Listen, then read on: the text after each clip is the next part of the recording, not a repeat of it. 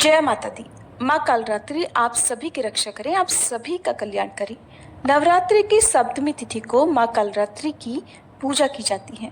माँ का रूप भले ही भयंकर लगता हो, लेकिन वे अपने भक्तों की हर विपत्ति हरती हैं। और माँ कालरात्रि ही वो शक्ति है जो अंधकार को चीर कर प्रकाश का मार्ग दिखाती हैं। आज की इस वीडियो में हम जानेंगे माँ कालरात्रि की विशेष पूजा विधि, उनके मंत्र, कुछ उपाय के बारे में, कुछ सावधानियों के बारे में और जानेंगे शुभ मुहूर्त के बारे में।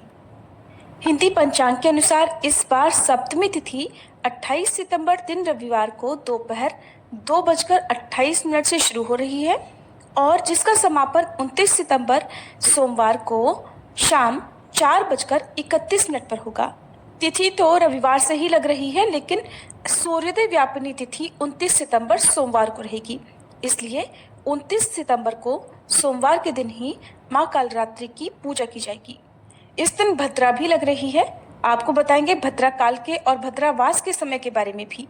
29 सितंबर सोमवार को सूर्योदय सुबह 6:21 पर और सूर्यास्त का समय शाम 6:12 रहेगा।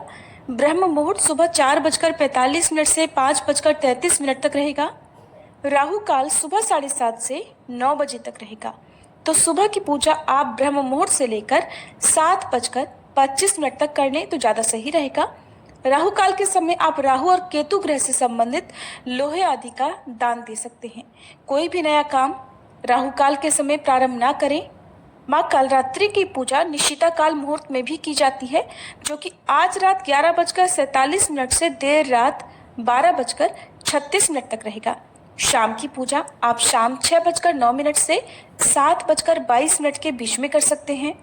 और भद्रा 29 सितंबर सोमवार को शाम 4:31 से लेकर अगले दिन सुबह 5:23 तक रहेगी।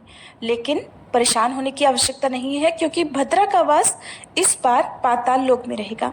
इसलिए पूजा पाठ आप इस दौरान कर सकते हैं, लेकिन जहाँ तक हो सके कोई नया काम यदि आप करना चाहते हैं, किसी शुभ काम की शुरुआत यदि आप करना चाहते हैं, तो क्योंकि आज भद्रा है तो भद्रा काल के समय ये काम करने से बचे तो ज़्यादा सही रहेगा।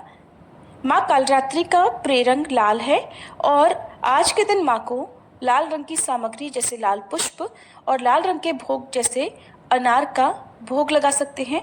इसके अलावा गुड़ और शहद का भोग भी माता रानी को अर्पित किया जाता है।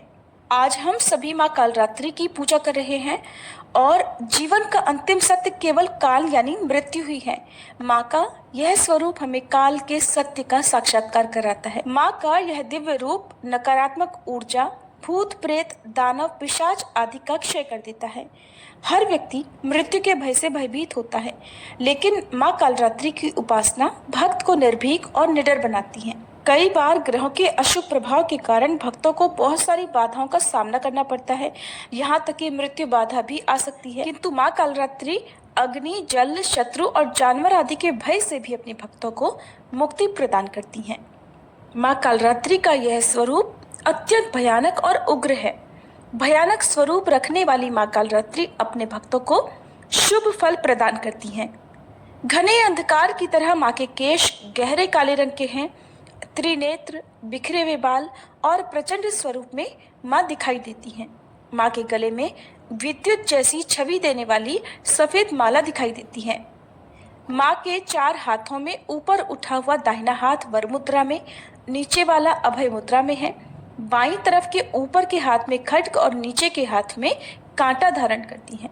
माँ कालरात्रि का वाहन गर्दभ है। माँ ने वस्त्र स्वरूप में लाल वस्त्र और बाघ के चर्म को धारण किया हुआ है। आज के दिन पूजा करते समय विशेष सावधानी रखनी चाहिए कि माँ कालरात्रि के स्वरूप को देखते हुए आपके मन में किसी प्रकार का भय ना हो। किसी भय की भावना से आज आप पूजा ना करें। अगर आपके मन में कोई शंका रहती है, भय समाया होता है, तो ऐसी पूजा का भी पूर्ण फल प्राप्त नहीं होता। इसलिए माता रानी पर पूर्ण विश्वास रखते हुए ही आप पूजा करें।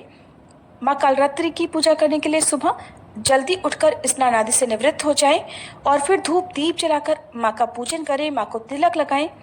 माँ को लाल फूल जैसे गुड़हल आदि के अलावा आज के दिन आप अपराजिता का पुष्प भी अर्पित कर सकते हैं और इसके बाद विशेष मंत्रों का जाप करें। माँ कालरात्रि की पूजा के मंत्र हैं: ओम देवी कालरात्रे नमः। प्रार्थना मंत्र है, एक वेणी जपा कर्णपूरा नग्ना खरा स्थिता लंबोष्ठी कणिका कर्णी तैलाभ्यक्त शारिणी वाम पादोल्लह सलोल्लह लता कंटक भूषणा वर्धन मूर्ध्वजा कृष्णा कालरात्रि भयंकरी। स्तुति मंत्र है, या देवी सर्वभूतेषु कालरात्रि रूपेण संस्थिता नमस्तस्यै नमस्तस्यै नमस्तस्यै नमो नमः। फिर माँ कालरात्रि की कथा का श्रवण करें और आज श्री दुर्गा सप्तशती का 12वां और 13वां अध्याय पढ़ा जाता है। इसके साथ ही सभी 13 अध्याय समाप्त हो जाते हैं और अगले दिन अष्टमी तिथि की पूजा में मूर्ति रहस्यम या देवी सूक्तम आदि का पाठ किया जाता है। कथा श्रवण आदि करने के बाद यदि कोई विशेष पाठ आपको करना हो वो आप कर सकते हैं। उसके बाद कपूर जलाकर आरती उतारें और माँ को भोग में अनार, गुड़, शहद आदि का भोग लगाएं। पंचमेवा का भोग भी लगा सकते हैं और मौसमी फल या फलों का जूस भी माँ को अर्पित कर सकते हैं। सच्चे मन से क्षमा याचना करें। अग्यारी करना चाहते हो तो अग्यारी करें और गाय के जलते हुए उपले पर कपूर रखकर जलाएं, जिसके ऊपर लौंग का जोड़ा और बताशा अर्पित करें, गुड़ अर्पित करें, अंत में जल का छींटा देकर पूजा पाठ में या अग्यारी में हुई गलती के लिए सच्चे मन से क्षमा मांगे। और फिर यदि व्रत रख रहे हो तो व्रत प्रारंभ करें।